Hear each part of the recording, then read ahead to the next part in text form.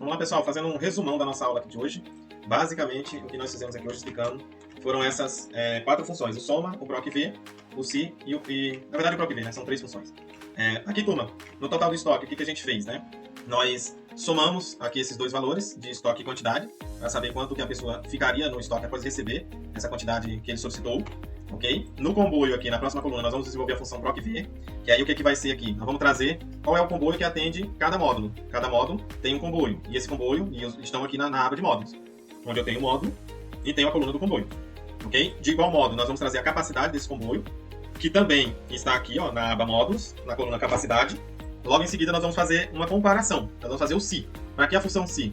Eu vou dizer o seguinte: se porventura alguém pedir uma quantidade superior ao que o comboio consegue suportar, nós vamos então entregar uma mensagem aqui para ele, por exemplo, de revisar aquele pedido. Então vamos só analisar aqui rapidamente. Esse módulo tem 2.000 litros ainda no comboio, ele está pedindo 9. No total aqui vai ser 11. E 11 é maior do que 10.000, que é a capacidade de todos os nossos comboios. Então neste caso, nós vamos precisar fazer uma mensagem para que a pessoa revise esse pedido. Então como que seria essa atividade aqui? Então soma, vai somar aqui o estoque atual mais a quantidade. Pronto, vai dar os 11.000. Nós aprendemos aí na aula aqui, posicionando o cursor para ele virar essa cruz, né, preta aqui, ou o sinalzinho de mais preto, e clicando e segurando, arrastando até embaixo, ele vai preencher a mesma fórmula que a gente acabou de fazer. Vejam, ó. Vejam que ele está ali fazendo o cálculo conforme a linha correspondente. Então pronto, nós já fizemos então aqui a função si, e eu ensinei também na aula que tem outras formas de você fazer isso. O próprio Ctrl+C, Ctrl+V, você seleciona onde tem a fórmula, dá um Ctrl+C, seleciona até onde você quer replicar essa fórmula e pressiona Ctrl+V, ele vai estar replicando aí a mesma função. E a outra também que eu expliquei, que é também usando o nosso copiador aqui, é só dando um clique bem rapidinho com o botão esquerdo. Ele automaticamente joga essa função também para todas as demais linhas. No comboio aqui, turma, nós temos o proc-v. Então o proc-v vai ser... O proc-v, por que o nome é proc-v dessa função? Proc-v, né? Porque você faz uma procura na vertical. Vertical é a ordem das colunas. Lembra que o Excel trabalha com colunas e com linhas, né? Para as colunas, nós usamos o proc-v. Para as linhas, nós usamos o proc-h, que é de horizontal. Então agora nós precisamos encontrar o comboio que atende cada módulo. Então nós vamos então trabalhar dessa forma. Igual proc-v, módulo 1, que é o nosso comboio que a gente quer descobrir do módulo 1. Então é lá na célula D3. Vindo aqui, ó, nós temos as etapas da função. O valor procurado é esse valor, que eu quero encontrar no comboio do módulo 1. Matriz tabela é aqui, ó, na minha aba módulos. Aqui eu expliquei 2 formas durante a aula. Você pode selecionar somente a tabela, né, que você quer fazer os seus cálculos. Mas lembrando que se essa tabela vir a crescer, ela vai ficar limitada à procura somente aqui nesse intervalo, do A2 ao G2. E eu expliquei também que é necessário a gente fazer aqui uma transição, tirando esse intervalo de uma referência relativa para uma referência absoluta. Como que eu faço isso? Selecionando esse intervalo, pressionando a tecla de controle F4. Pressionou F4, você vê que ele lançou esses cifrãos antes das letras, significando dizer que ele está bloqueando ou tornando relativa a sua coluna, e antes também do número, que ele vai estar bloqueando as linhas. Então veja que esse formato aqui significa a gente transformar esse intervalo de busca, tirando ele de relativo porque muda, ele poderia se deslocar do A3 até o G13, entendeu? Para absoluta, que ele vai pesquisar somente do A2 ao G12, que é no caso aqui a nossa tabela, ok? Deixa eu só corrigir aqui, porque eu pressionei e ele mudou automaticamente o nome da tabela, então eu vou refazer o proc-v. Então aqui ó, você vem de novo e seleciona aqui toda a sua tabela, ok? E pressiona o F4. Aqui não tem limites, tá? Você pode selecionar valores em branco, caso alguém adicione novas linhas preenchidas com valores, ou você pode fazer assim também, ó, que é selecionando toda essa coluna. Eu selecionei aqui ó, do A até o I. Então ele já selecionou todo esse intervalo. Aqui é bom porque se alguma coisa pintar nova, alguma informação, ele já entra no seu cálculo. E aqui, nesse caso, você nem precisa bloquear, porque como você selecionou a coluna inteira, não tem como ele se movimentar, ele vai estar estático na coluna inteira. Ok? Depois aqui, o ponto e vírgula, nós temos o número índice coluna. É a coluna que a gente quer que retorne, entendeu? Quando ele encontrar o que está lá em D3. O que é que está lá em D3? Só para a gente recapitular. É o módulo 1, na minha aba pedidos. Então, quando ele achar esse módulo 1, o que eu quero que ele retorne dessa tabela? Eu quero que ele retorne o comboio. Mas eu não posso digitar isso ou fazer apenas um descritivo. Eu preciso colocar isso em número. Vou até apagar aqui, que ele põe automaticamente a aba que você está. Então aqui eu quero que ele retorne o nosso comboio. E como que eu vou retornar? Através de um número. Qual que é esse número? Vamos calcular juntos. Aqui da nossa matriz, essa é a coluna 1, essa é a 2, a cidade é o 3, o supervisor é o 4, o contato é o 5 e o caminhão comboio é o 6. Então eu quero retornar o comboio, portanto eu preciso digitar no meu número índice coluna o número 6. Então vamos digitar aqui o 6. E a última etapa, pessoal, sempre 0. Então que é o valor verdadeiro, que ele sempre vai procurar o valor exato e não nada de aproximação. Vai procurar sempre o valor exato, ou seja, módulo 1, ele vai retornar o comboio do módulo 1. Ok? Enter e tá lá. Ele achou o comboio aqui e eu vou arrastar aqui para todas as demais células. Ok? A capacidade de igual modo, igual proc-v, e aí eu vou procurar pelo módulo 1, na minha tabela módulos, e agora eu arrasto aqui ó, até a capacidade, ou eu seleciono toda essa tabela aqui, até a letra I. E agora eu preciso retornar a capacidade. Então, ponto e vírgula, número, índice e coluna, veja que está negritada a etapa que você está na função. Agora eu preciso retornar a capacidade. Então vamos contar de novo.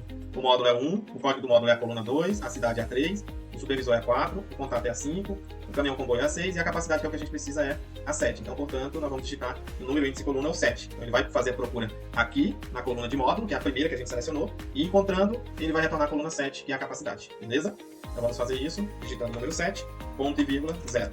Então, ele vai encontrar a capacidade lá, que é 10.000. Ok?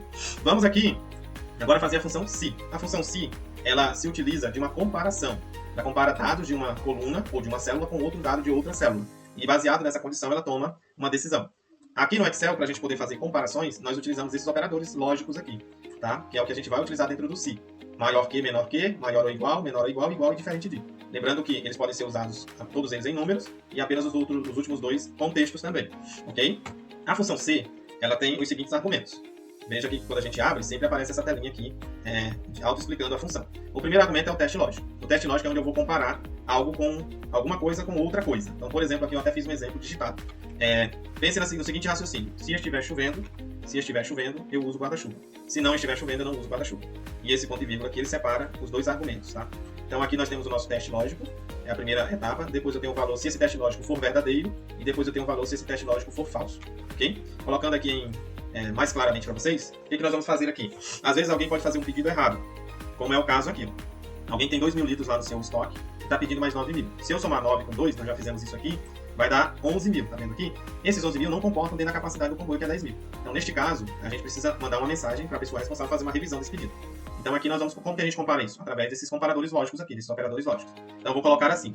Existem várias formas de fazer, vou fazer uma das formas aqui. Se esse total aqui de estoque for maior do que a minha capacidade, ou seja, está errado, temos um problema. Ponto e vírgula. Para entrar com textos dentro da função se e todas as demais que a gente for usar, sempre aspas, você abre aspas e escreve o texto dentro, entre as aspas, tá? Eu vou escrever a mensagem revisar pedido, ok? E fecha aspas. Então, eu estou dizendo para o Excel, olha, se esse total estoque aí tiver maior que a capacidade do comboio, preciso que alguém revise esse pedido porque ele está errado. Ponto e vírgula. Esse segundo ponto e vírgula, ele representa o valor se falso. O que é o valor se falso? Se o total do estoque ele não for maior do que a capacidade, ele só pode ser duas outras coisas, ou igual ou menor que. Então, nesse caso, se for igual ou menor que, tá tudo certo. Aquilo que alguém está pedindo vai comportar dentro do comboio. Então, eu escrevo aqui simplesmente OK. Dou Enter e aí nós estamos. Aqui deu 11.000, com a capacidade de 10.000, temos que revisar o pedido. Vamos arrastar para todas as linhas e vamos fazer aqui alguns ajustes. Esse aqui que está pedindo 9.000, eu vou colocar 8.000. Automaticamente, o total virou 10, a capacidade de 10, e como eu coloquei na minha lógica, se o total de estoque fosse maior que a capacidade, deveria revisar, e caso contrário estaria OK, ele já ficou OK, porque o nosso total de estoque está 10.000, enquanto a nossa capacidade também é 10.000. Certo? Então, assim que a gente usa a função C. E aqui agora o último desafio da aula foi encontrar a placa do comboio. Ou seja, eu já encontrei o comboio através de um PROC-V, e através de outro PROC-V eu preciso achar a placa do comboio. Lembrando que essa placa do comboio não vai estar aqui em módulo, ela vai estar aqui em frota. Aqui eu tenho a frota dos meus comboios, e aqui vocês observam que na segunda coluna eu tenho uma placa. Então eu vou fazer uma pesquisa pelo tag do comboio, retornando a coluna 2, que é a nossa placa, ok? Fazendo isso aqui na prática, igual cross-CV. Agora o meu valor procurado é o comboio, certo? Ponto e vírgula. A minha matriz está aqui dentro de veículo, eu vou selecionar tudo logo para ganhar tempo. Certo? Então, eu selecionei aqui do veículo até designação, ponto e vírgula, e agora eu quero retornar a coluna da placa. Aqui ficou fácil, né? A primeira coluna é o tag do comboio, a segunda é a placa. O terceiro, se eu quisesse, seria o abastecedor aqui, que é o tipo de veículo, o quarto, a capacidade, e o quinto, a designação. Nesse caso, como eu quero a placa, eu vou então retornar com a coluna 2. Então, deu número, índice e coluna, na etapa aqui do PROC-V, vai ser 2, ponto e vírgula, a minha correspondência, a última etapa é sempre 0. Então, aqui ele encontrou a placa, vejam só.